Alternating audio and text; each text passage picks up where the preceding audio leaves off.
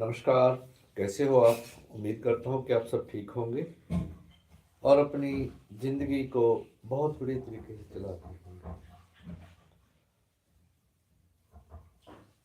हर चीज़ जिसका आरंभ है उसका अंत भी है। Life begins and it ends. जैसे अब मैं 70वें साल में गुजर रहा हूँ, तो मैं आज अपनी ही एज ग्रुप के लोगों के बारे में बात करना चाहूँगा कि 60 से जो वर्ष से ज़्यादा आयु के लोग हैं, खुशी का मीटर उन्हीं के हाथ में है। कोई और नहीं आएगा आपको खुश करने के लिए, कोई और नहीं आएगा आपको खुशी देने के लिए। अगर कुछ चीजें हैं उनको आप अपनी जिंदगी के अंदर ढाल लेते हो तो you can live A happy and healthy life. मैं दैनिक भास्कर में पढ़ रहा था, एक आर्टिकल था उसमें कि 4 नियम जो बुजुर्गों की खुशी को बढ़ाएंगे। वो क्या है? उम्र बढ़ना, जैसे वो कह रहे हैं कि उम्र बढ़ना स्वाभाविक है, पर खुश रहना आपके हाथ में है। बुजुर्गों के स्वास्थ्य व मानसिक संतुलन पर हुए शोध कहते हैं कि 60 वर्ष के बाद खुशी का स्तर आपकी जीवन शैली तय करती है। और खुशी के 4 नियम: उद्देश्य, सामाजिक जुड़ाव, सक्रियता और कृतज्ञता। ये 4 चीजें अहम हैं। उद्देश्य, खुद के लिए एक उद्देश्य बना ले, गोल बना लो। अब जैसे मैं 2014 में 58 की आयु में रिटायर हो गया था। मुझे किसी स्कूल ने, अच्छे स्कूल ने, बड़े स्कूल ने, गवर्नमेंट से रिटायर हुआ था मैं एट द एज ऑफ 58 2014 में। तो एक बड़े स्कूल ने मुझे बुलाया कि आप हमारे स्कूल को आकर चलाएं। उद्देश्य बना लिया मैंने। और लोग मुझे कहा करते थे कि जब भी आप रिटायर होगे ना, रिटायरमेंट के बाद आपको कोई ना कोई बड़ा स्कूल इनवाइट करेगा। मुझे 2 स्कूलों ने इनवाइट किया, क्योंकि मैं शुरू से ही जब मैं जॉब में था एक एम को लेकर चल रहा था कि मैंने लोगों से जुड़ना है, लोगों के लिए ही काम करना है, बच्चों के लिए काम करना है जिनको मैं पढ़ा रहा हूँ, उन टीचर्स के लिए काम करना है जिनको मैं एडमिनिस्टर कर रहा था। तो रिटायरमेंट के बाद मैंने 4 साल वहाँ काम किया, 2019 तक। उसके बाद मेरी कनाडा की पीआर की प्रोसेस होगी शुरू, मैं वहाँ चला गया। वहाँ भी खाली नहीं रहा मैं। वहाँ खाली समय था मेरे पास कनाडा में, भी अब क्या करें। तो योग का सब्जेक्ट है योग, मैं बहुत सालों से करता आ रहा हूँ। यानी जब मैं 8th क्लास में था तब मैंने योग शुरू किया था। तो जब मैं कनाडा में था, मेरे grand daughters and grand sons कहने लगे, दादू आप योग करते तो हो, लोगों को करवाते भी हो, क्यों ना आप यूट्यूब पे वीडियो बनाना शुरू कर दो। मैंने उद्देश्य बना लिया कि योग को प्रमोट करूंगा, अपने लिए तो है ही है, दूसरों के लिए भी, without money, without any charges. कुछ नहीं लेना मैंने किसी से। तो फिर मेरे को वो कहने लगे, कहते आप अपना यूट्यूब चैनल बना लो। मैंने यूट्यूब चैनल बना लिया, उसको कई नाम बदले, बहुत कुछ किया। आज उसका नाम है, जिससे मैं बातें कर रहा हूँ, अश्विनी योग लाइफ, अपने ही नाम से। तो ये एक उद्देश्य है मेरा अब। क्या उद्देश्य है? योग करना और सिखाना लोगों को। खुद को, अपने आप को इम्पोर्टेंट मानो, अपने आप को जीरो मत मानो। जो आपने सदियों सदियों से तो नहीं, वर्षों से, डिकेड से जो आपने नॉलेज, जो आपने एक्सपीरियंस गेन किया है, वो अब बांटने की बारी आ गई है। बांटने की बारी, मैं कहता हूँ आमतौर पे कि अगर आपके पास कोई चीज फालतू है, बांट दो। पैसे फालतू है, बांट दो। ज्ञान है, बांट दो उसको, मत लेके जाओ साथ, जाना तो है सबने। तो ये अखबार भी कह रहा है, मेडिकल जर्नल जामा नेटवर्क का एक स्टडी में पाया गया है कि जिन बुजुर्गों के पास कोई नियमित जिम्मेवारी या लक्ष्य होता है, उनके जीवन में अवसाद कम और आत्मसम्मान अधिक होता है। आत्मसम्मान के साथ साथ आपको समाज में भी सम्मान मिलेगा जब आप लोगों के साथ, लोगों के लिए काम करते हो। मैंने एक इंद्र फाउंडेशन बनाई हुई है संस्था, अपनी मदर के नाम से। तो उसी के द्वारा हम सोशल एक्टिविटीज करते रहे। मैंने अपने आप को व्यस्त रखा हुआ है। जब मैं भारत में होता हूँ तब भी अपने आप को व्यस्त रखता हूँ। अब मुझे 1 साल हो गए यहाँ आए हुए। तो जब मैं कनाडा में होता हूँ वहां भी मैं अपने आप को बिजी रखता हूँ, अपने यूट्यूब चैनल के माध्यम से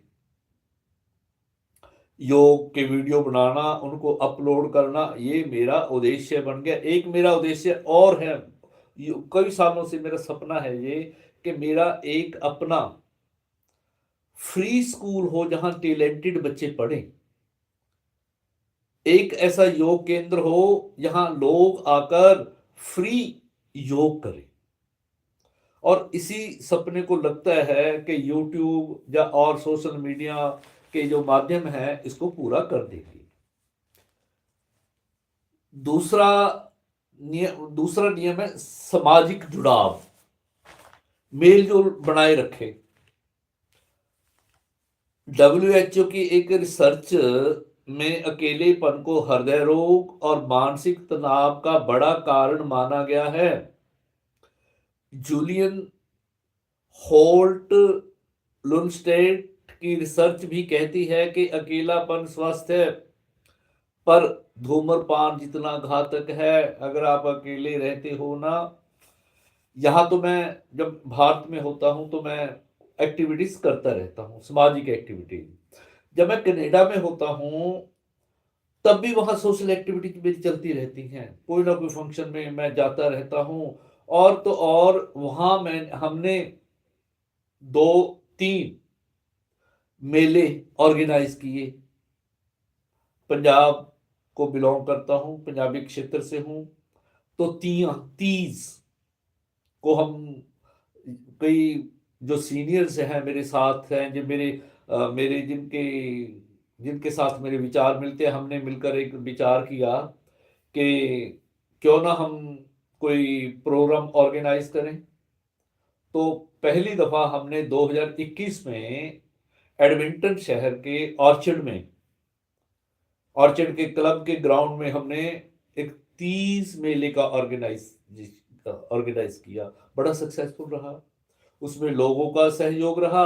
और मेरे बेटे की जो कंपनी है सन ब्लाइंड्स, जिसका वो मालिक है, उसने समोसे, पानी, गिफ्ट, हमारी कंपनी जो सन ब्लाइंड्स है वो हर साल मग मग डिस्ट्रीब्यूट करती है अपने जितने भी हैं लोग। तो हमने वहां मग रख दिए। सभी लोगों को, जितने भी वहां लोग आए थे, सभी को एक एक मग, एक एक पेन, एक एक पानी की बोतल, एक समोसा, ऐसा हमने प्रोवाइड करवा दिया। बड़ा सक्सेसफुल रहा वो। जुड़ाव की बात कर रहा हूं, सामाजिक जुड़ाव के, आप समाज से जुड़ो। यहाँ इंडिया में मैं इंद्र फाउंडेशन से के माध्यम से, भारत विकास परिषद के माध्यम से काम करता रहता हूँ।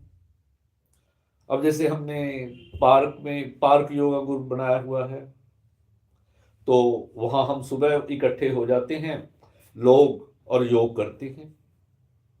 सामाजिक जुड़ाव करने से आप अपने आप को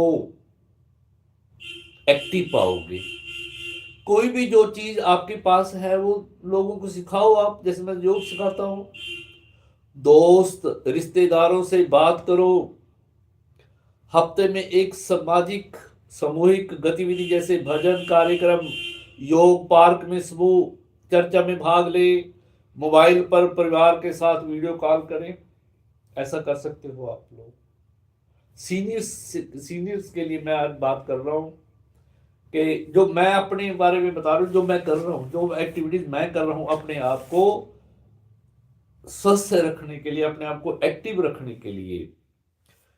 तीसरा है, तीसरा पॉइंट, 4 पॉइंट है, खुशी के 4 नियम हैं। एक्टिव रहिए, चलते रहने से, चलता रहना ही जिंदगी है, चलते रहने से ही जिंदगी में उत्साह बढ़ता है।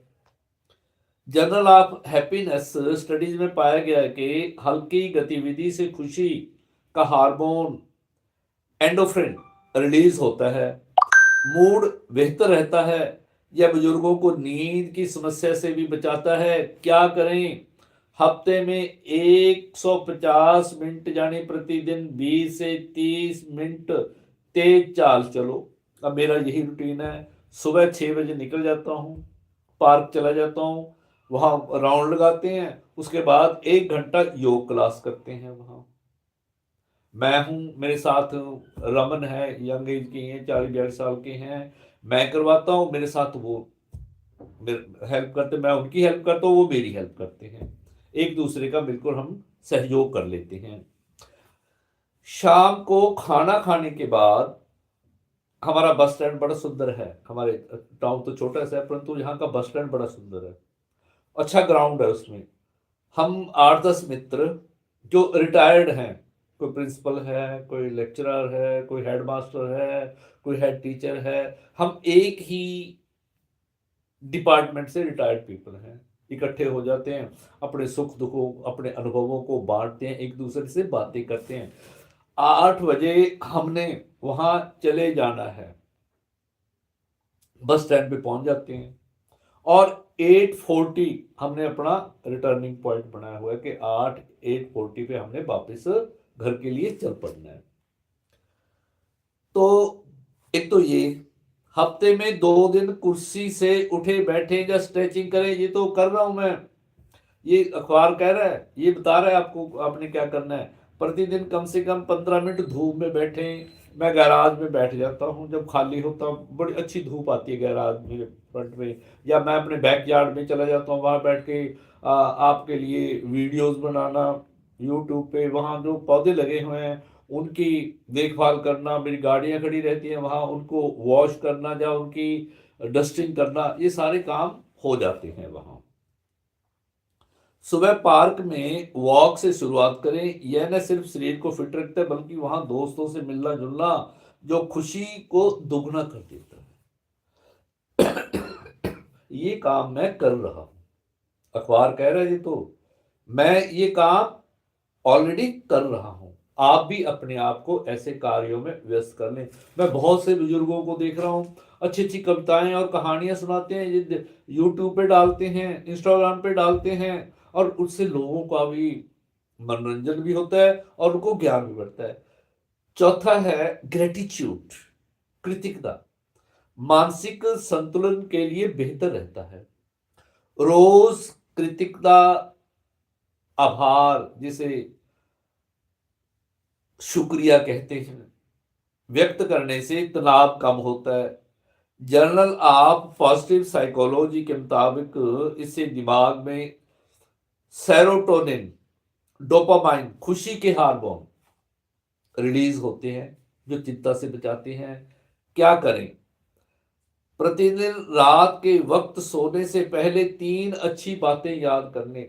मैं क्या करता हूं, सोने से पहले परमात्मा का शुक्रिया अदा करता हूं, उन लोगों का धन्यवाद करता हूं जिन्होंने मेरे लिए कुछ ना कुछ किया, मन ही मन।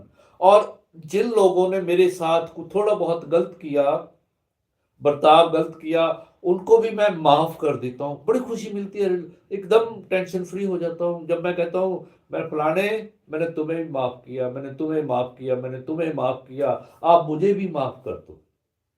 बड़ा मन हल्का सा हो जाता है उनके प्रति, जो मन के अंदर जो द्वेष था, द्वेष की भावना थी, वो सारी निकल जाती है, खत्म हो जाती है।